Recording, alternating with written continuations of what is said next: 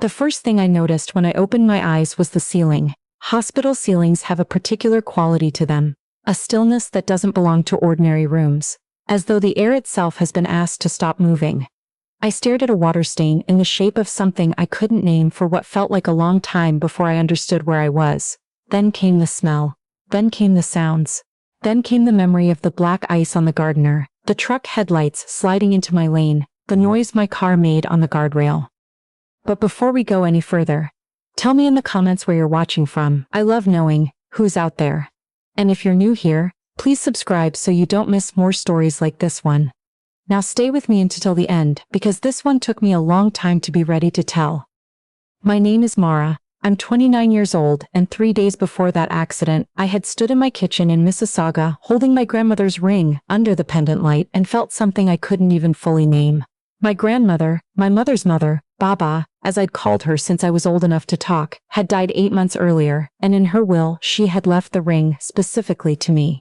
Not to my mother, not to my uncle, to me by name, in a sentence that her lawyer had read aloud in a quiet office in Etobicoke, while I held a cup of tea I couldn't drink, a gold sapphire ring from the 1950s that her own mother had brought from Ukraine. A jeweler on Bloor Street had appraised it the previous spring at $14,000, but Baba had told me once, at her kitchen table with tea she made stronger than anyone else in the world, that the ring was the kind of thing you pass forward, not backward. You put it in the right hands at the right time, she said, and you trust it to survive. My partner, Felix, and I had talked about it. He was going to propose with it. We hadn't set a date, hadn't made any formal announcement to anyone. We'd just looked at it together on that kitchen counter 3 days before the accident, and I'd put it back in the ring box, and he'd said, "That's the one, isn't it?" And I'd said yes. That kind of yes that doesn't need any more words around it. I reached for the ring box on the hospital side table. My hand found the call button, a water cup, the corner of a chart folder, nothing else. I told myself I was confused, that the sedatives from the surgery were still working through me, that things had been moved when I was brought in. My mother had a spare key to my apartment.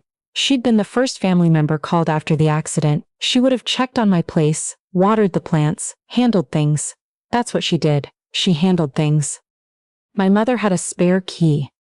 The nurse who answered my call was efficient and kind and checked twice. No jewelry had come in with my personal effects, no ring, a phone, a wallet, the wool socks I'd been wearing. Nothing else. My mother arrived at noon with a Tim Hortons bag, 2 steep teas, and a bagel she'd wrapped in a napkin, and she had the specific look she gets when she's been carrying something she hasn't decided to put down yet. She wasn't looking at me directly. She was looking around me, at the equipment, the window, the corner of the room. I had known my mother's faces for 29 years, and I knew this one. "Mom," I said, "where's Baba's ring?" She set the bag down on the windowsill and straightened it with both hands, the way she always straightened things when she needed a moment. "You should be resting," she said. "You've been through something serious." "Mom."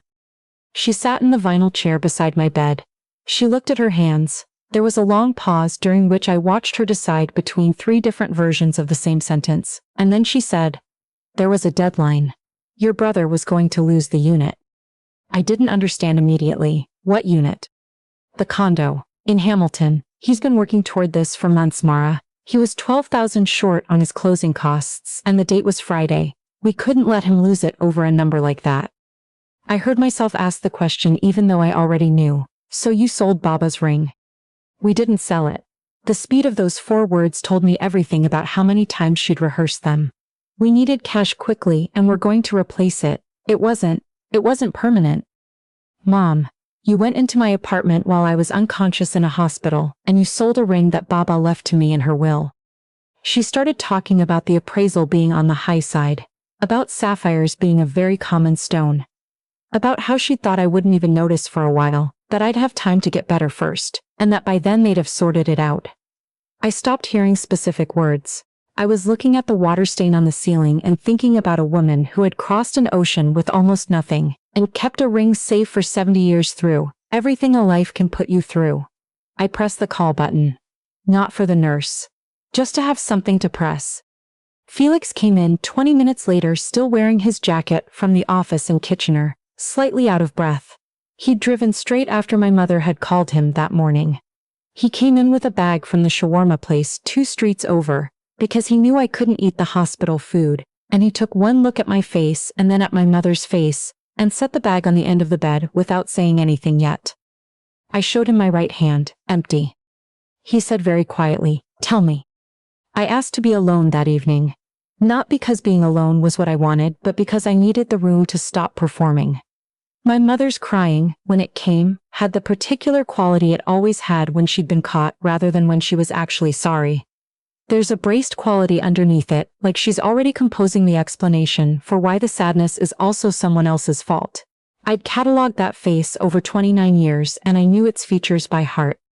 After she left, the room was quiet except for the monitors and the distant sound of a cart in the hallway. And I lay there with my arm in a temporary cast, and my wrist aching, and I thought about everything the ring had survived before landing in my hands. Then I thought about the fact that it hadn't survived 4 hours in my parents' possession. I want to tell you something about my family, because the ring wasn't the beginning. It was just the point where the story became impossible to ignore. My brother is 2 years younger than me. He's always needed things, and there's nothing wrong with that. Some people simply move through the world needing more help, more reassurance, more runway. But in our house, his needing was treated as urgent, and mine was treated as already handled, as though the fact that I could manage meant I didn't need anything at all. When I was in second year at the University of Guelph, I was waitressing 4 shifts a week, on top of a full course load, because my OSAP hadn't covered that semester's tuition gap and I needed to make up the difference. I asked my parents once for help with a single month's groceries. My father said they were stretched thin. 3 weeks later, they co-signed a car loan for my brother so he could get to a job interview across town. He didn't get the job. He drove the car for 4 years on their credit. When I moved to the city after graduation and furnished my first apartment alone, secondhand furniture from Facebook Marketplace, a mattress I got a neighbor to help me carry up 3 flights of stairs. My mother said I was so independent. She said it like she was proud. She said it like it was a thing I'd chosen rather than a thing I'd done because no one offered. The year my grandmother died, I sat with her in the hospice for the last week while my parents were in Kelowna for my brother's girlfriend's parents' anniversary party. My parents said they'd felt terrible about not being there, but when I mentioned that I'd been the one holding Baba's hand at the end, my mother said, "Yes, but that's different for us, we're her children." I didn't say anything. I'd learned a long time ago that some arguments aren't worth the cost of having them. The ring was just the clearest version of a sentence I'd been hearing my entire life. "You'll be fine. You always are." Felix found the sale 3 days after I came home from the hospital. He'd been very quiet since the visit, the particular quiet of someone doing something deliberate. He found the listing on Kijiji. My parents had posted it themselves under a wrong description, "Vintage gold ring blue stone, estate piece," and cross-referenced the sale through a partially logged-in Facebook Marketplace session my mother had left open on her tablet while charging it at the hospital beside my bed. He didn't tell me until he'd already called the buyer. The buyer was a retired teacher in Burlington who collected estate jewelry and had been buying pieces from Kijiji for 15 years. She'd paid $11,000, $3,000 below appraisal, because my parents had been anxious to close quickly and she'd known enough to read that kind of anxiety. She hadn't sold the ring on. When Felix called and explained who it had belonged to, whose grandmother it had been, what it was doing on Kijiji in the first place, she was quiet for a moment, and then said she'd thought something was off when they'd kept emphasizing how urgent it was. She said she'd sell it back for what she paid. Felix used the money we'd been setting aside for a trip to Iceland. We'd been planning it for 2 years. He didn't ask me first. He drove to Burlington on a Thursday afternoon and called me from the car on the way there and said, "I'm going to get it. I'll be home before dinner." I stayed on the line for a moment after that, just listening to the sound of the highway. "You didn't have to do that," I said. "I know," he said, "I wanted to. There are people who love you in ways that need to be seen, and there are people who just go quietly to Burlington and don't make anything of it. I have known for a long time which kind Felix is, and that Thursday was not the first time it mattered, but it was the time it mattered most." The ring came home. I put it back in the box, and something in me went quiet in a way that wasn't quite grief and wasn't quite anger. It was something colder and more permanent, like a decision that had been forming without my knowing it and had finally finished forming. I started writing things down, Dates and amounts and patterns I'd always known but never put on paper before. The car loan. The $3,000 they'd sent him one December because he'd overspent on Christmas and didn't want to start the new year in debt. The ring, $14,000 appraised, sold for $11,000, without a single phone call to me first. Laid out in a list, the shape of it was very clear. For my whole life, money in my family had moved in one direction. My friend Daria had been a law clerk in Mississauga for 6 years. We met for coffee on Dundas, and I laid everything on the table between our cups in the flat, dry way you describe a stranger's situation instead of your own.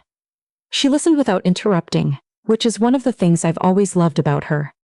She stirred her coffee slowly. If the ring was left specifically to you in the will, and there's documentation, the will, the appraisal, then what they did is legally theft. In Ontario, it doesn't matter that they're your parents. The legal term is conversion, taking someone's property without consent and disposing of it.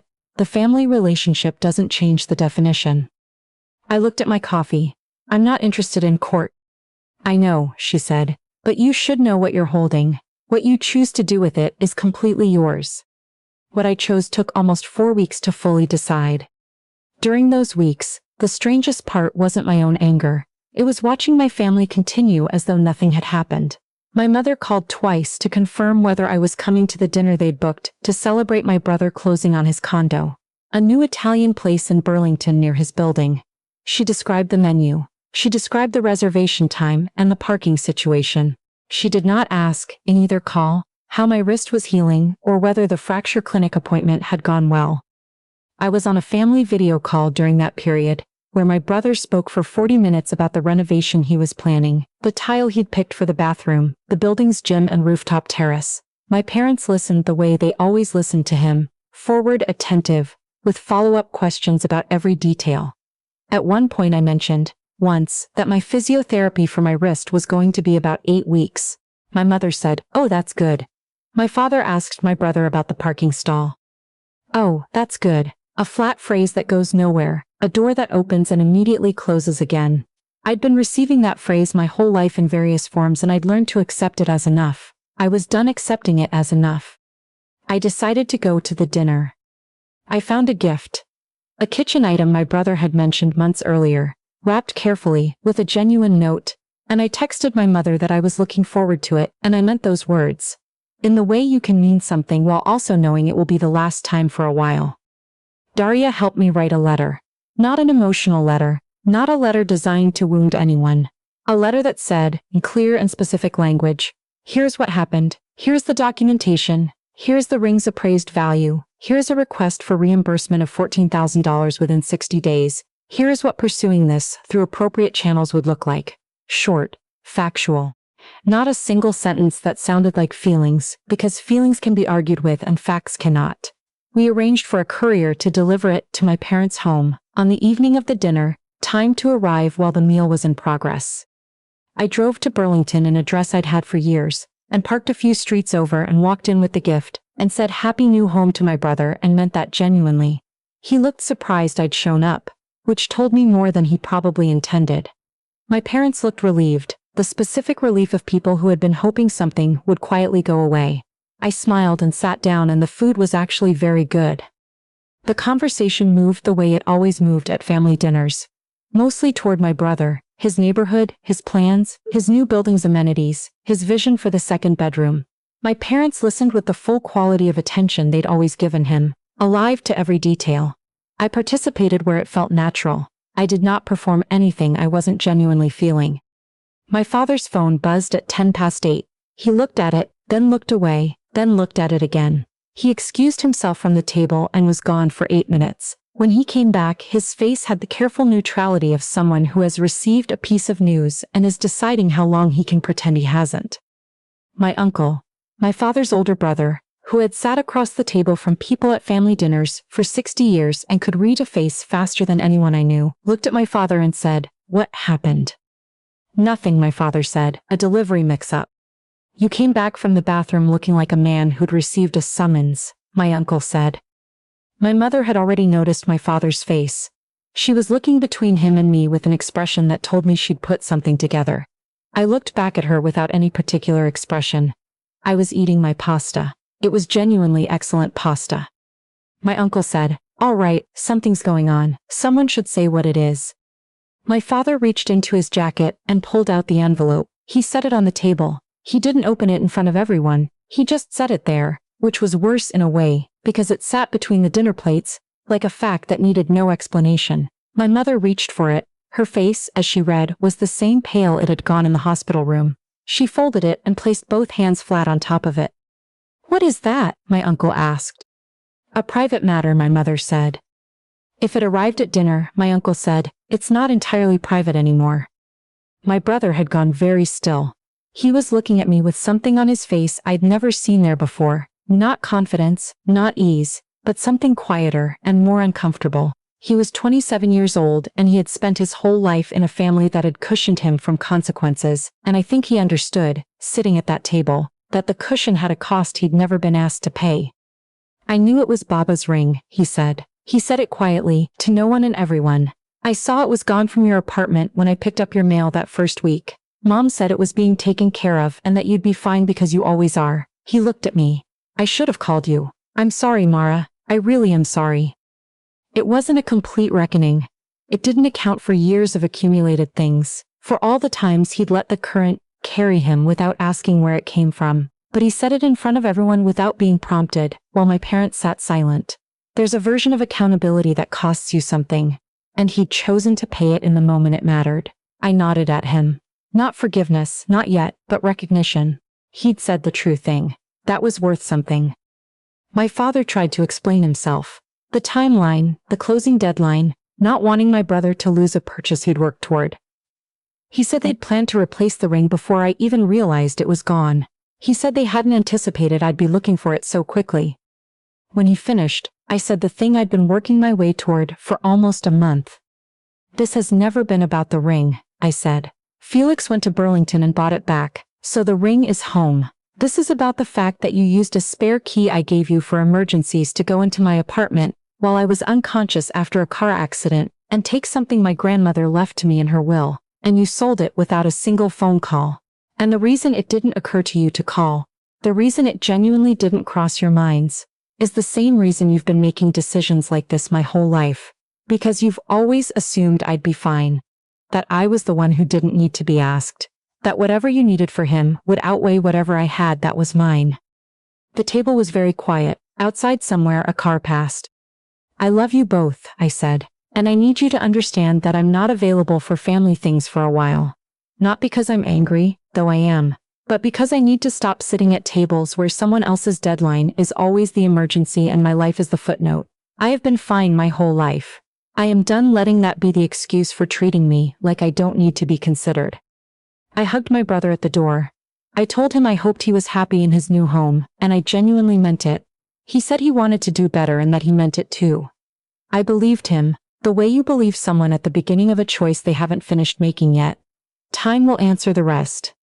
The weeks after that were not simple, or clean the way stories sometimes suggest they can be. My father drove to my apartment 4 days later. He sat at my kitchen table and he said, "I was wrong, I had no right. I'm sorry and I mean it." He handed me a check for $14,000 that I had not asked for, and he said it was simply the right thing to do. It was the most uncomplicated accountability I had ever seen from him, and it made me sadder than I expected. Not because I was ungrateful, but because I wished the 29 years before it hadn't been what they were. My mother called later that week. Her apology had a layer of, "You have to understand the pressure we were under," that I didn't fully accept, but I accepted the apology itself for what it was. Imperfect, real, a beginning. Healing in a family is not one conversation. It's a long series of small, chosen moments, and some of them are going to be disappointing, and you keep going anyway if the people are worth going toward. Baba's ring is back on the dresser in its box. Last Tuesday evening, which is a Tuesday that now means something different than ordinary Tuesdays, Felix took the box down while I was making dinner and set it on the counter in front of me. He didn't make a speech, he just opened it and said, "Will you?" I said yes before he finished the question. The ring is on my hand now, every day. I look at it sometimes in the evening and think about everything it survived before it found its way to me. The ocean crossing, the decades, the coffee tin it was hidden in during a fire, and then the Kijiji listing it should never have been on, and the teacher in Burlington who gave it back, and the Tuesday that brought it home for good. Some things are worth the work of getting back. And some truths, once you finally let yourself see them clearly, are the kind you stop apologizing for knowing. If you stayed with me to the end, thank you. I'd love to know what you would have done in my place. Tell me in the comments, and I'll see you in the next story.